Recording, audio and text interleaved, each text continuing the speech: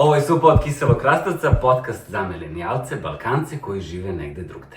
I dobrodošli u drugu epizodu. Bravo, legendo! Druga epizoda, oko prve epizode smo se malo nasekirali, ne previše koliko sam očekivala, ali da, dobili smo dobar feedback. Hvala ljudima, uglavnom našim prijateljima koji su nam poslali feedback. Možda ćemo pročitati par feedbacka. Hoćemo. Da, ali bilo nam je malo stresno, malo zabavno i dalje smo u ogromnom hajpu što se tiče ovog podcasta, tako da ostanite sa nama. Da. Mislim da je najstresnije bilo to zapravo samo snimanje, ta trema koja nas je drmala, strah, bože, da li ćemo imati šta pametno da kažemo, da li će neko kaže vidi dve budale snimaju se za podcast. O bože, i oni su odlučili da imaju podcast. Wow, još so creative. Da.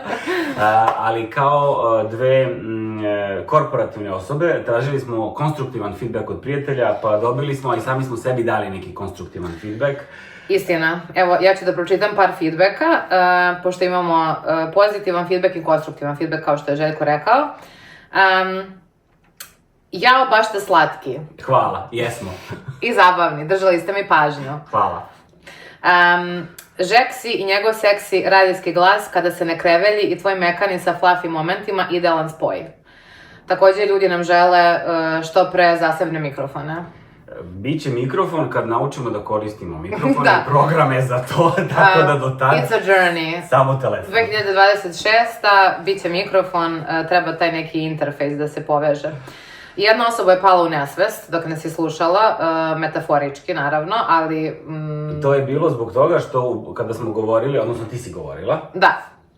Ja sam govorila da smo mislili, da smo odlagali snimanje podcasta jer smo očekivali da kada krenemo da snimamo da će to da puca, da će ljudi da padaju u nesvest. Tako da jedan prijatelj je pao u nesvest i hvala joj.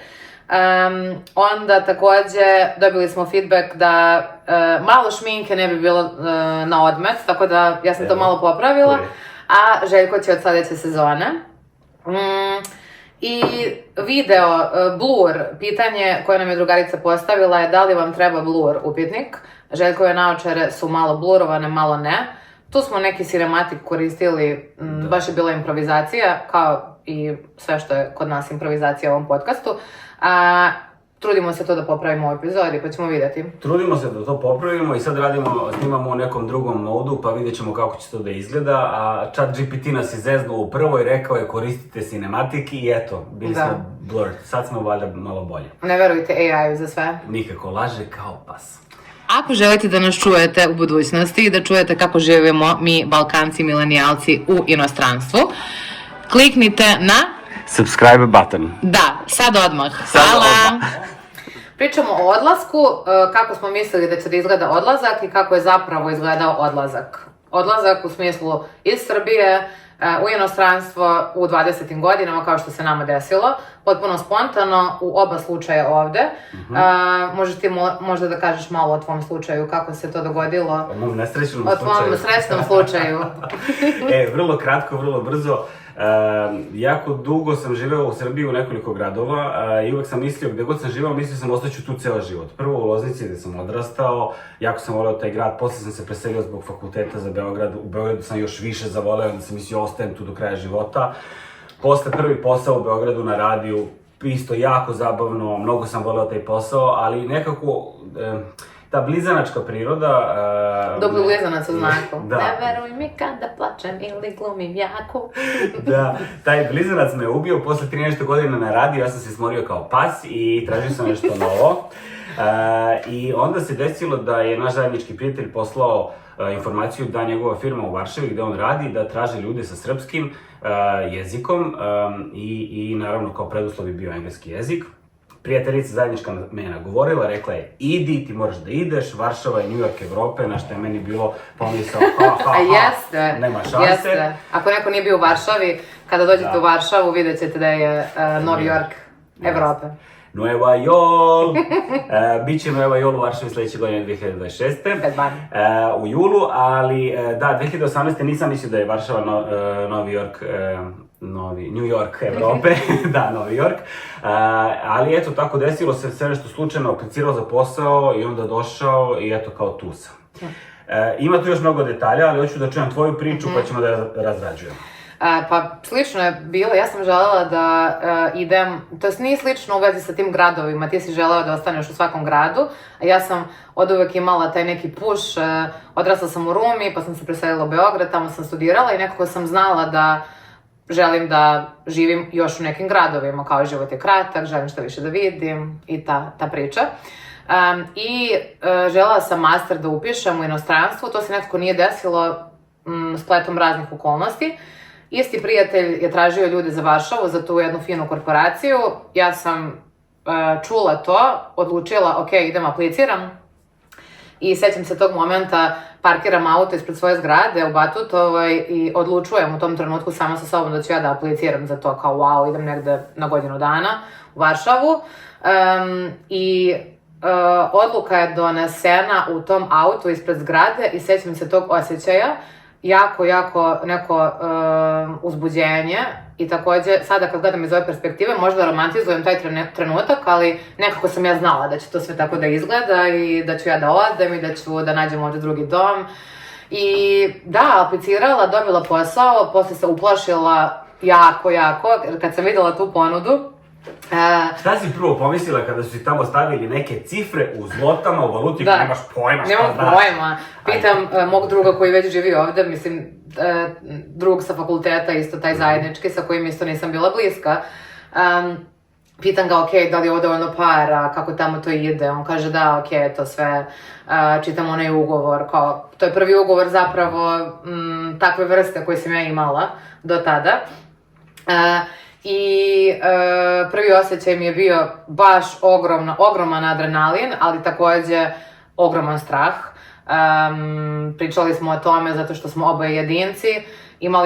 Ja sam imala generalno taj pritisak da li ja to stvarno želim, da li je to neki moj hir, preispitivala sam dosta tu odluku, moji roditelji, kako će da reaguju moji bliski prijatelji. Ja idem sada negde u 28. godini, zbog čega, imam fin život u Beogradu. Tako da, tu mi je dosta moj otac pomogao, baš me ohrabrio i rekao mi je, ajde ćero, prilika je, idi pa ćemo vidjeti, smislit ćemo sve šta i kako. Ajde ćero u veliki svet. Ajde ćero. Idi i ne okreći se sine. Ej, kod mene malo drugačije to bilo, znaš. Dobro. Isto kao i ti, ista priča ovde, jedinci smo oboje. Sećam se da je bio novembar kada mi je Milan pisao da otvaraju regrutaciju ovde. Ja se prijavim i već 14. februara, to je 3 meseca, 4, jel? 14. februar, sa prijateljicom se pakujem, treba da idemo u Italiju na neki kratki vikend i stiže mi poruka iz HR-a ovde iz firme sa ponudom za posao, ja ne razmišljam, već razmišljam o tom vikendu, idemo na vikend i ok, prihvatit ću, potpisao sam, skenirao onaj obrazac i poslao sam im. Vraćam se iz Italije i ja se vreme u Italiji razmišljam, čoveče, ja sam prihvatio ponudu da idem u drugu zemlju, da radim posao godinu dana. Kevin, ni u jednom trenutku nisam rekao, ja si prijavio tamo za neki drugi posao i vraćam se, da li je bio ponedeljak ili utorak i sećam se da sedimo u dnevnoj sobi, mama i ja kažem, ja sam dobio ponudu i planiram u maju da idem. I idem na godinu dana, da podvučem to. Njen izraz lica, kao da sam je saopštio najgore vesti na svetu, i ja u tom trenutku sedim, i rekao, dobro, ja mogu da ne idem tamo. Da. I onda je ona, onako, baš sam ponosan na taj njen nesebični trenutak majke jednog deteta koja mi je rekla ne, ja tebe neću da sprečavam, ti imaš svoj put, ako si odlučio to, idi probaj, pa ako ništa ne uspije, ako ti se ne svidjelo, ako ćeš ti da se vratiš. I ostalom, to je samo na godinu dana, jel? Da, kao što smo svi mislili. Ja sam stvarno bila 100% sigurna u to. I kao, ok, otići ću na godinu dana, iskušat ću se tamo, korporativna sredina, internacionalna, probat ću razne stvari, upoznat ću neke cool ljude, nove iskustva, svašta nešto. I onda se vraćam da nastavim svoj život prelepi u Beogradu, blizu svoje porodice i tako dalje. Tako da mislim, to stvarno nam je bilo baš tako zacrtano u glavi. Godinu dana i to je to. Dobro. Porodica je tu dala podršku, prijatelji su takođe dali podršku, ali ono šta je usledilo posle toga kad ti dobiješ tu ponudu za posao i sad znaš da u narednih nekoliko meseci čekaš da se sredi radna dozvola, jer zašto smo mi, na primjer, u ovom slučaju bio da sam dobio ponudu u februaru i sam došao da je tek u maju, ti si isto tako dobila ponudu pa si nekoliko meseci kasnije došla. I onda, ta 3 meseca, kako to izgleda kod tebe? Kod mene to izgleda kao neko neprekidno opraštanje, pomešano sa malim stresom, mislim malo većim. Tog stresa sam bila svesna tek kad je prošla cijela ta gungula, tada sam osjećala miks svega, ali taj adrenalin je bio najupečatljiviji jer on te vozi. Ti počinješ nešto novo na kraju svojih 20, ideš tamo, osjećaš se kao car. Pričaš sa ljudima, objašnjavaš se stalno, neki ljudi razumeju, neki ne razumeju, ti hoćeš svima da se opravdaš, naravno, jer si i dalje u 20 i tako. I pokušavam da skontam neke stvari, povezujem se sa nekim ljudima koji će u isto vreme ići kad i ja.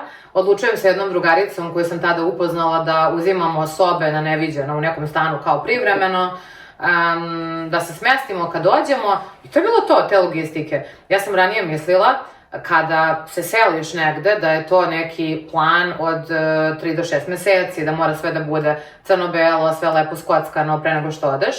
Ne znam da li bi mogla sada tako u 30-im da odem negde na bum, neki grad, nemam pojma šta se dešava, imam jednu osobu koju znam, ali ne znam dobro.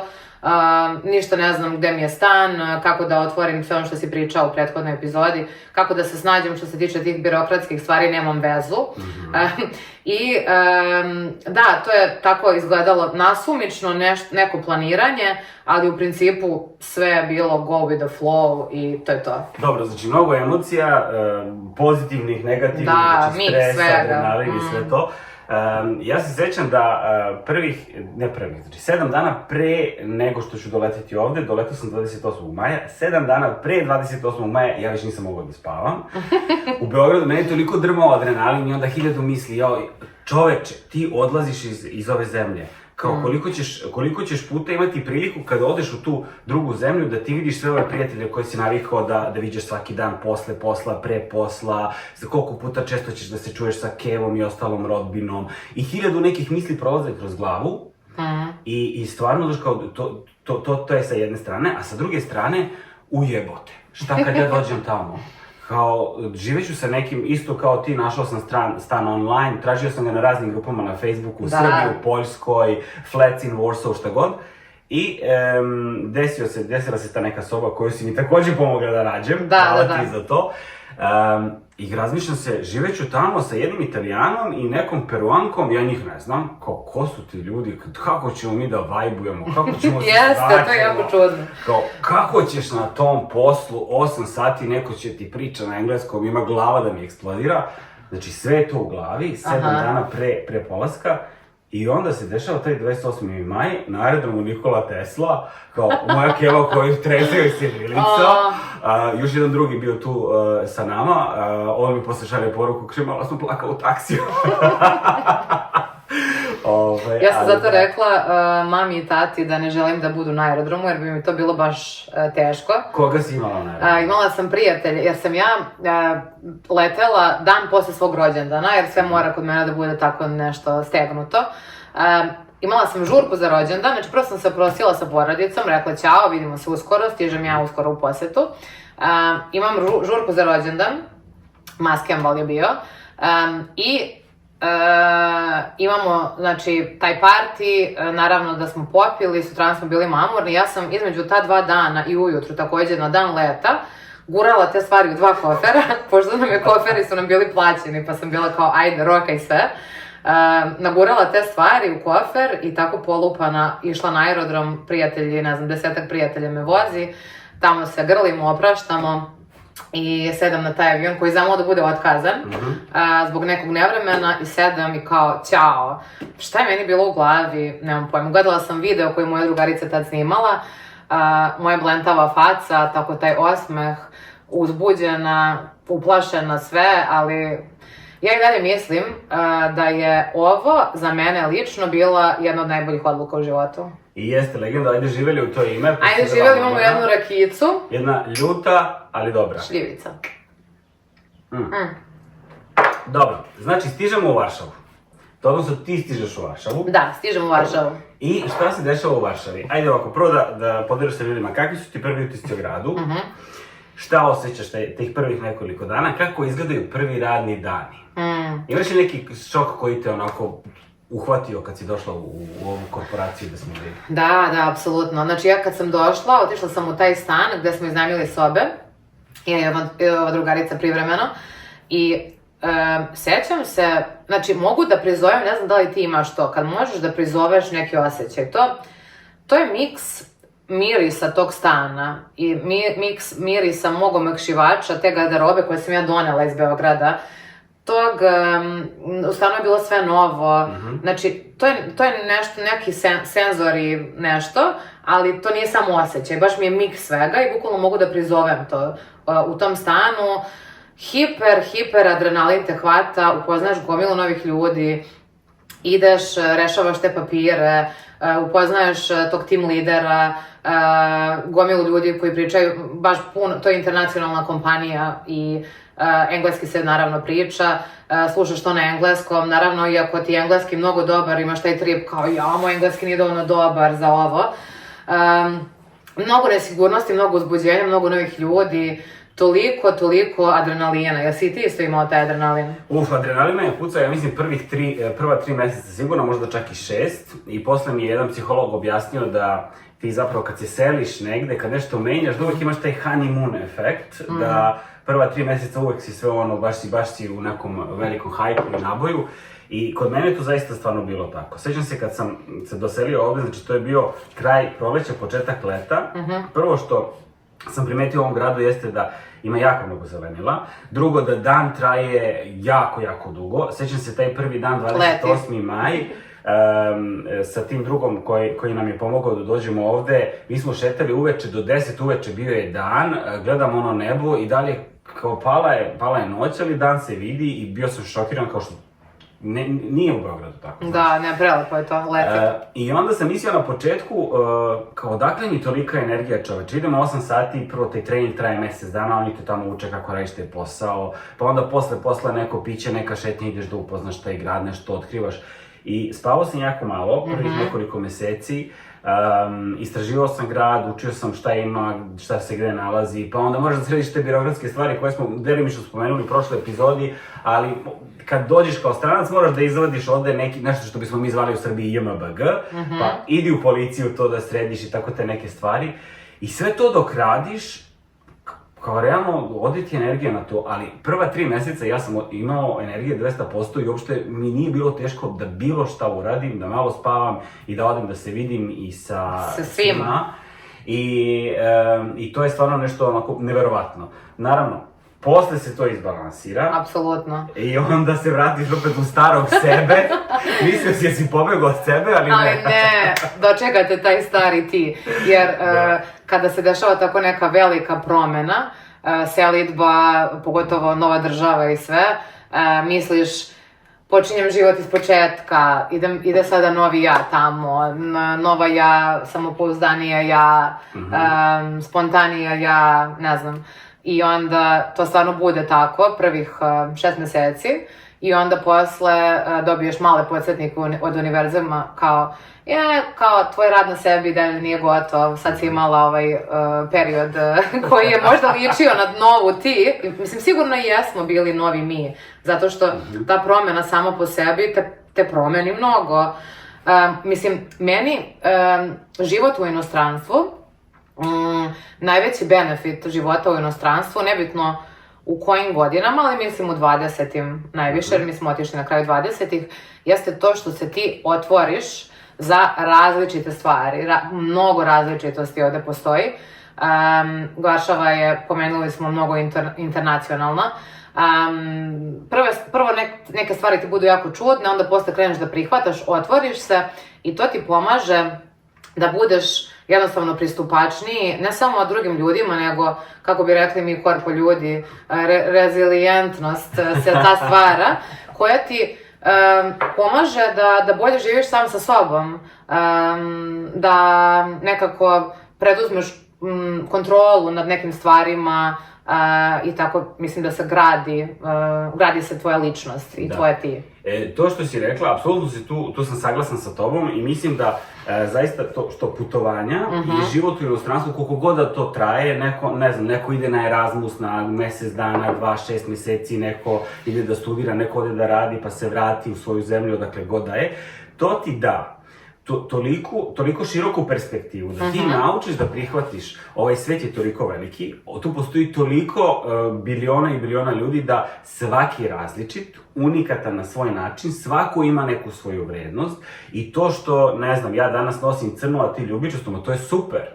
I što, ne znam, neko ima ovaj pogled na svet ili onaj pogled na svet, to je stvarno nešto što prelepo, što ti stvarno to internacionalno okruženje ti stvarno to donese i naučiš da budeš mnogo tolerantniji. Da. Na neke stvari na koje možda pre nisi bio toliko tolerantan, jer ti si navikao jednostavno, svako od nas dolazi iz određene kulture, ne znam, neki su malo više direktne, neka malo manje, ali ovako kad vidiš kako, ne znam, onaj lik iz Indije komunicira sa tobom, kako onaj lik iz Španije ili onaj iz Norveške ili kogod, ti onda vidiš da svako ima svoj stil, nosi neku svoju kulturu i stvarno možeš mnogo toga da naučiš od tih ljudi. Mnogo toga da naučiš i ne moraš sve da primeniš, naravno, ali isto pristupaš raznim kulturama sa mnogo više poštovanja.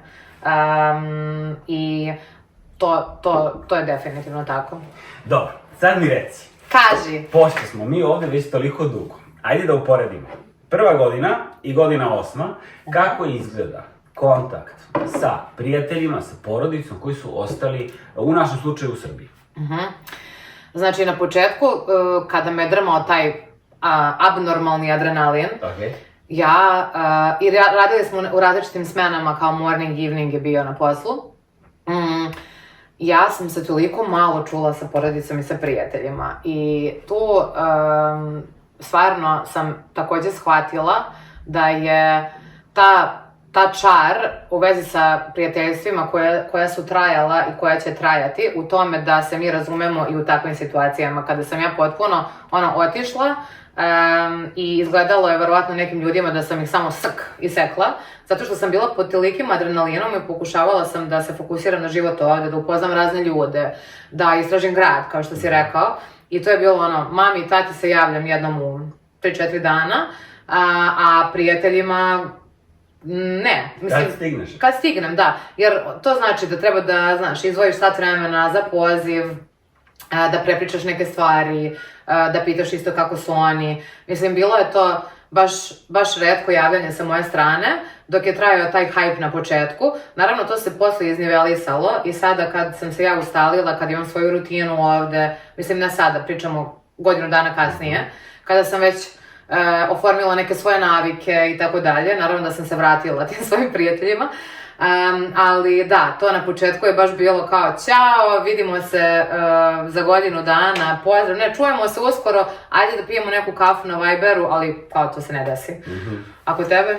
Pa mislim, nemam tu ništa novo da dodam. Ja ono što mogu da kažem jeste da imam jednu osobu sa kojom se čujem svakog dana, to je najbliža porodica i deo mog života. Ćao mama. Na početku smo se čuli svaki dan, naravno to je na početku bilo, jesi ustao, ćeš da zakaciš na posao, provera, a sad se čujemo tako, jednom u 2-3 dana, zavisi kad ona ima vremena, kad ja imam vremena, nekad se vratim kući umoran od posla i od ljudi, iscrpljen skroz, jednostavno ne pričam mi se ni sa kim i onda samo ostavim telefon sa strane i čućemo se sutra i to je to. Treba vremena da se ustale te takođe navike komunikacije sa ljudima, sa dragim ljudima koji nisu blizu. I da oni isto prihvate da smo mi tamo negde i da mi prihvatimo da, istina je da propuštaš razne bitne datume svojim raznim ljudima, dragim ljudima, propuštaš njihove stresne dane na poslu, propuštaš lepe dane na poslu, raskide, pomirenja, rođenja deteta, sve i svašta propuštaš i onda imaš u glavi nekako, kad sam već to sve propustio, kad već to sve propuštam, baš je nekako površno da se mi sad čujemo jednom mesečno i da pričamo uglavnom o lepim stvarima za tih pola sata na Viberu. Šta fali? Ali da, u nekom trenutku moraš da shvatiš ili ne shvatiš, da je to da je to neko tebi drag, da je to tvoj način komunikacije sa njima sada i da ti propuštaš sve te stvari, ali da takođe mora postojati effort sa obe strane da bi se to prijateljstvo ili bilo kakav kontakt održavalo. Da se vratimo mi na taj prvi period, a? Okej, možemo. Šta nas je iznenadilo u Poljskoj kao prvi kulturni šok kad smo došli? Ajde, jedna stvar. Jednu pa ću jednu ja. Da, šta me iznenadilo najviše, jao, to je bring your own booze. Znači, za ljude koji ne znaju šta je to, to je ponesi svoje piće ako dolaziš na moj rođendan. Znači, prvih par proslava, kućne žurke, rođendani, idemo. Dođemo, ba šta je to? Da. Sećam se, prvi odlazak na rođendan i mi se pakujemo i odlazimo kod prijateljice i sad kao nosiš poklon i neko mi pitao me neko iz društva kao šta ćeš ti da piješ? Rekao, pa ne znam, pa šta bude tamo? Da. Kaže, pa ne, to ne ide tako, ako moraš da poneziš svoje piće. Ja, šta? Ja da nosim svoje piće na neki rođendan? Ne bre. Neverovatno, da. Odeš u podrum pića, hvala Bogu, ovde u Varšavi. Kupiš sebi 3 pivceta, ideš. Alkohol shop prodaju non stop. Na svakom koraku. Da, to mi je bilo toliko neverovatno. Ideš na nečiji rođendan i ljudi spreme male neke zalogajčiće, svašta nešto, ali u principu bring your own booze je standardica. Ne, mislim, uglavnom. Sada, meni je to bilo presmešno i jako čudno, onda sam se navikla na to. I postoje neki razlozi takođe, jer, na primjer, ako ti slaviš rođendan, kako razmišljaju ljudi ovde, oni ne žele da kupuju nepotrebno neka različita pića, ako to niko neće popiti. Ne znaju da li ti piješ, da li ti ne piješ. Ako praviš žurku za 30 ljudi, jednostavno kupe ponešto, znači par proseka, par nečega i kao to je to. Ko hoće da donese piće, nek donese piće i ćao zdravo. A posle nekoliko godina odlazaka na žurke gde je bring your own booze, ja sam se na to potpuno navikla. Ja sam onda kada sam pravila žurke za svoj rođendan isto rekla ljudima da ponesu svoje piće. I nikad neću zaboraviti, moj najbolji drug je došao ovde.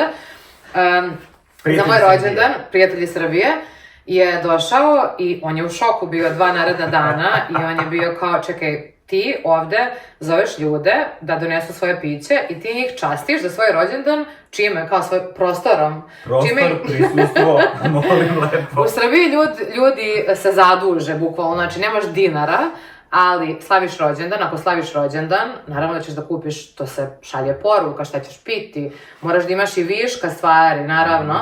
Zamisli u Srbiji da organizuješ rođendan i da kažeš ljudima, ajde dođite na moj rođendan i kao ponesite svoje piće. Dobro, sad ovo je perspektiva jednog milenijalca, ali ajde da vas pitamo, možda ima neki Gen Z koji nas gleda, ako ima Gen Z ili naravno neka druga generacija, da nam kaže, možda su se u Srbiji sad promenile stvari. Možda da. Ne znamo. Možda sad nove generacije isto tako rade, ali, na primjer, ovo što si sad spomenula, odlična priča, meni je to bio jako, jako veliki šok kad sam došao. Kao, šta, kog đavola ja da nosim piće na tvoj rođendan? Mislim, stvarno. Da, zbog čega? Kupi piće ako slaviš rođendan. Da, godinama posle navikneš se i vidiš da to zapravo ima smisla. Ekonomski smisao i naravno, kao, šta ako ja sad dođem kod tebe na žurku i kod tebe je samo alkohol, a ja ne pijem alkohol? Naprimer, da. Pa uzet ću nešto drugo da pijem. Ja i dalje zadržavam taj balkanski vibe što se toga tiče kada pravimo okupljanje, ja volim da to bude bogato, jer sam raspikuća, da, ali da, to mi je bio najveći šok. A tebi? Čekaj, raspikuća, kremašica. Kremašica i raspikuća u jednom. Kremašica, da. Ima dosta lažnih prijatelja, kada je u pitanju poljsko-srpski jezik. Evo za vozače, to mi je isto bilo jako čudno. Kad ti neko kaže pravo, u Poljskoj pravo ne znači pravo. Pravo znači skreni desno. I to je baš šokantno. Ja se sjećam, jedan od stanodavaca u stanova u kojem sam živeo, ja ne znam kako se zove, tip da je bilo davno, on mi je objašnjavao svaki put kad on ide na odmor dole u Grčku ili u Makedoniju, kaže, jao, vi Srbi, ja pitam kako do Makedonije, oni kažu pravo, ja skrenem desno i odem ko zna gde, ne znam, završi jednom u nekom drugom gradu, umjesto da ide dole onaj autoput Beograd-Niš pa ka Makedoniji. Ono što mi je recimo fascinantno i dalje, jeste to što ti kad šetaš ulicom i sad treba da pređeš ulicu na pešačkom prelazu, vozač ako vozi, I on te vidi da si ti na 3 metra od tog pešačkog prelaza. On već usporava, koči i čeka. I ti ćeš da ideš polako i polako. Znači, to možeš, ne znam, ako ide neka starija osoba sa onim kolicima, oni čekaju uredno, niko ti tu ne svira, čeka da prođeš i ti ideš dalje. U Beograd kad ode, to je du, i ono trči, još ti izvinjavaš onom čoveku što ti je stao na pešačkom prelazu. Da. Kad prelaziš preko pešačkog, moraš ovako da malo podigneš rukicu, kao, brzo ću ja, samo da prođem. Ali to čekanje, stvarno, ne znam, pišite nam u komentarima kakvi su vaši utisci iz vaših gradova, iz vaših zemalja gde živite. Čekanje, ljudi su strpljivi, mnogo više. Čekanje u redovima. Da. Čekanje u redovima za restoran, za prodavnicu, za butik. Ne znam, pre neki dan se otvaralo u tržnom centru neki Victoria's Secret ili šta već, neke stvačice i gomila one dece, to je red od, ne znam, 200 metara na onom tržnom centru bio, ali oni čekaju uredno. Ne čekaju, stoji i čekaju. Čitaju knjigu, ćaskaju. Ja se sećam, videla sam prvi put taj red na centru, tamo ima ova palačinkarnica neka. Manekin, da. I videla sam taj red i svaki put kad prolazim vidim taj red ispred palačinkarnice. Palačinke su tamo kao u palačinkarnici u centru Rume. Gospodine i gospođo. O, da. Ajde to. Panji. Da, panji. Ovde je ono, to mi je jako simpatično. Odeš ti u prodavnicu i kad postoji ta formalna komunikacija, uvek će da ti se obrate, nebitno da li imaš 3 godine ili 103 godine, a ona kasirka na kasi ili gospodin gde god da odeš, uvijek će da kažu, dobar dan gospodine, dobar dan gospođo, kako možemo da vam pomognemo, hvala lepo, doviđenja, hvala što ste bili, i tako dalje, sve onako fino, formalno. I ja ne mogu da zamislim, u Srbiji, da ti odeš, na primjer, sad si u redu u prodavnici i da, ne znam, recimo, devojčurak od 4 godine da čeka na redu i da joj kasirka kaže, na primjer, dobar dan gospođo, što danas kupujete? Ne! Mnogo je formalniji jezik. Isto, ako smo pomenuli tu kao formalnost i svečanost, ja sam bila na nekoliko porodičnih proslava ovde i kako sam ja navikla da porodične proslave izgledaju, to je ono, dreka, cika, uvek je malo nešto neprijatno, neko se tu posvađao prethodno, mislim to je kao normalna neka porodica. Ne sređujemo se nešto posebno za te proslave porodične. Ovde, ja mislim da su porodične proslave mnogo više onako na note, isto formalnije, to je sve fino, lepo načičkano sve na stolu. Isto, što se tiče proslava, mi, kada spremamo neku hranu za proslavu, mi toga naspremamo da bude za narednih 5 dana. I posle jedeš ono od Božića do malog Božića. Da, ovde toga nema previše, jer mislim da su ljudi generalno više osvešćeni ekološki. Jedna od stvari koja je mene jako iznenadila u ovom gradu kad sam došao, jeste što postoji toliko opcija da ako ti, na primjer, ne jedeš meso, da možeš da odeš da kupiš, ne znam, vegansko šta god. Šta god, bukvalno. Kobasicu, burger, sir, sve. I to ne samo u specijalnim radnjama, nego bukvalno u najobičnijim marketima na svakom ćošku. I ne znam, te ponude recimo tog biljnog mleka, razne vrste, naravno to i kod nas na Balkanu postoji sad, stiglo je vremenom, ali ono što, da ubacimo malo ekonomski moment, ono što mi je isto bio šok kad smo tek došli, ja sam jako voleo da upoređujem te cene, pošto nisam znao, ovde je sve u zlotama, pa nešto košta 4 zlote, nešto košta 10, i onda ti sad kao, koliko je ovo u dinarima, koliko je u evrima, ajde kucaj tamo, prebaci. I posle nekog vremena pogledaš i shvatiš koliko su neke stvari ovde mnogo jeftinije nego dole kod nas. Moja omiljena pasta za zube ovde košta 3 evra, u Beogradu ja mislim da je 6. I meni nikad nije bilo jasno zašto tolika razlika u tim cenama između jedne zemlje Evropske unije i zemlje koja nije u Evropskoj uniji, a opet standardi su ipak, nisu toliko različiti, ali ovde je malo kao veći standard. Da, pa ovde je sad mnogo veći standard, ali kad smo došli, da, bio je možda malo veći, da. Nego otišli smo u ekonomiju, to ćemo da ostavimo za neku drugu temu. To ćemo ostaviti. Vraćamo se na šokove. Vraćamo se na šokove. Da li si pomenuo parkove, rekao si da te to oduševilo što se tiče parkova. Zelenilo, ljudi koji se sunčaju, čitaju knjige, ta deca u fontani, molim te, ispričaj to. To mi je bilo prelepo. Znači, postoji mnogo fontana u gradu, manje, veće i recimo dosta ispred tržnih centara često može da se vidi fontana koja je onako baš ravna i sad tu iz tog betona izleće ta voda i kad dođe leto, klinci dođu u kupaćim gaćama i oni tako tu trče, nebitno da li dete ima 2 godine, da je tek prohodalo ili je ono, ne znam, od 7-8 godina, tu su roditelji, pusti ih, oni trče tako mokri po toj fontani. Da. I ja sam bio skandale, ali to je ovo?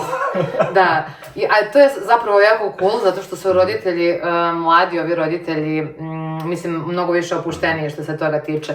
Razni psi trče kroz te fontane sa decom, to je ispred nekog fancy shopping centra, ispred Arkadije, imaš tu fontanu i ta deca u gaćama idu, prskaju se, leže tamo, rade anđela, ne znam šta rade. A da, kad sam pomenula pse, isto jedna od mojih omiljenih stvari što se tiče Varšave jeste što ja sa psom mogu svuda. U prevoz, u banku, u poštu, u bilo koju prodavnicu, supermarket, znači niko mi neće reći ništa za psa i stvarno mislim da su ovde psi toliko, naravno ima mnogo pasa, mislim da imaju u Beogradu sada, ali kao članovi porodice su nekako i više ih svi tretiraju kao članove porodice. Da, kućni ljubimci su jako integrisani, možeš sa njime bilo gde i to je stvarno dosta olakšavajuća stvar. Pogotovo što, na primjer, recimo kada naručuješ taksi ili koju god aplikaciju, ima ih sad jako mnogo, ti možeš tamo da označiš da, na primjer, naručuješ 5 taksi i onda niko ne pravi problem. Meni se često dešavalo da sa mačkom kad sam negde putovao, da zaboravim tamo da kliknem da mi treba 5 opcija, nego kliknem na bilo koji, onaj prvi, i kad dođe vozač uvek pitam je li problem, ima mačku, mislim on jeste onako u onom svom brancu, ali niko ne pravi problem, uvek je to sve cool. Sad, naravno, ovo su iskustva iz Varšave, ne govorimo sad za sve gradove u Poljskoj i opet, naravno, sigurno da postoji nekih drugih. Ali grad je vrlo pet friendly, vegan friendly i ekološki osvešćen. Ono što, za fontanu smo pričali, samo da se vratimo na te parkove, za sunčanje u parkovima. Da. Znači, ovo obožavam. Dođe leto, maj, pa sad do septembra, recimo, kad su dani dugi i sunce sija, u 2 popodne, nebitno koji je dan, ako su ljudi slobodni, kupaći kostim, peškir u park i knjiga, nebitno, ti si u centru grada, sunčaš se, uživaš, prelepo ti je. U Beogradu to nisam doživio. Ne, zato što, nažalost, u Beogradu nisu toliko sređeni parkovi, a i generalno mislim da ljudi nemaju taj običaj da toliko sede po parkovima. Da, a i mislim da parkovi ovi koji ovde imaju u gradu, kako su ih organizovali, su mnogo veći i ima više te trave. Pa neke male šume, bukvalno. Ima mnogo parkova koji su stvarno i dosta je specifično što u svakom parku postoji neka voda, da je to neko malo kao Veštačko jezerce, nešto, tako da, parkovi su stvarno, ja nisam u Beogradu provodila vreme uopšte u parkovima, ovde mi je to... Normalno. Da, svakodnevno. I uglavnom, pomenuli smo to kako te selidba u novu državu otvara za razne neke stvari, ali u početku, kada se neko preseli, kada se preselimo, uglavnom imaš 2 tipa ljudi. Jedan tip ljudi je tako preoduševljen svime što vidi ovde i poradi, da, pa i ja sam isto na neki način, poradi sve to sa, na primjer, Balkanom i imate rečenice kao ja ovde ovako, mi tamo ništa ne znamo, kod nas je sve, ne znam, na mnogo nižem nivou, ovi ljudi ovde rade to kako treba, pogledaju ovo i tako pričaju porodici i prijateljima i sve porede i sve gledaju tim nekim hiper rozim očima, ne očima nego naočarima, a imaš drugi deo na početku koji na sve to gleda malo više skeptično i onda su to te rečenice, vidi ove ljude, kao ovi su to tako uradili, pa lako je njima, nisu oni imali ovo, vidi kako Švaba ovo sredio, pogledaj što oni rade, kao na primjer to za tu tišinu na ulicama i u prevozu, kao ne znaju, kao get a life, šta vam je ljudi, tako svi ste smoreni, znaš imaš taj. Tako na neki način takođe, valjda se ti i braniš od tog nekog novog strašnog osjećaja kad se preseliš negde, ali vremenom ta 2 ekstrema mislim da se iznivelišu, jer sad posle toliko godina ovde, ja primećujem razne stvari koje mi smetaju i koje mi ne smetaju, koje su bolje u poređenju sa Balkanom i koje su gore u poređenju sa Balkanom, ali ne gledam to tako ekstremno. I onda vremenom shvatiš da ipak malo mi nedostaju te neke stvari sa Balkana. Naravno. Ali volim i ovo ovde. I mislim da sad ako se desi recimo da za, 2 nedelje se spakujemo, odemo u Skandinaviju, da i tamo će da bude nešto što, wow, ovo mi se mnogo dopada, super, sistem, šta god, ali opet će da bude nešto što ti ne odgovara. Naravno. I nema, mislim, tog mesta uopšte na planeti gde ćeš ti da odeš i gde će sve super, savršeno da ti legne. Ovdje imaš porodicu prijatelja, ovdje imaš neki, možda mirniji život, više u skladu sa sobom, kao što ja imam ovde. Ali isto to ne znači da u nekom trenutku života meni neće biti nešto drugo prioritet, pa ću odlučiti da živim na Balkanu neko vreme. Tako da to je sve, ja mislim, fluidno i stvarno mislim da gde god da se ti preseliš imaš možda neku destinaciju kao neku top destinaciju koja ti je životna želja, idi tamo i vidjet ćeš posle 6 meseci da postojeće stvari, naravno, koje tebi nisu po meri i to je sasvim normalno. I skroz rekla si ovde imam mirniji život, samo jedna mala nota na to. Ono što, kad razmišljam o Varšavi, a sad za one koji ne znaju, Varšava je jako veliki grad, ima preko 2 miliona stanovnika i teritorijalno je veliki po broju ljudi. Bez obzira što je toliko veliki grad, način života koji mi ovde imamo, meni se čini da je to nekako u skladu sa nekim načinom života i stilom ljudi u manjim mestima.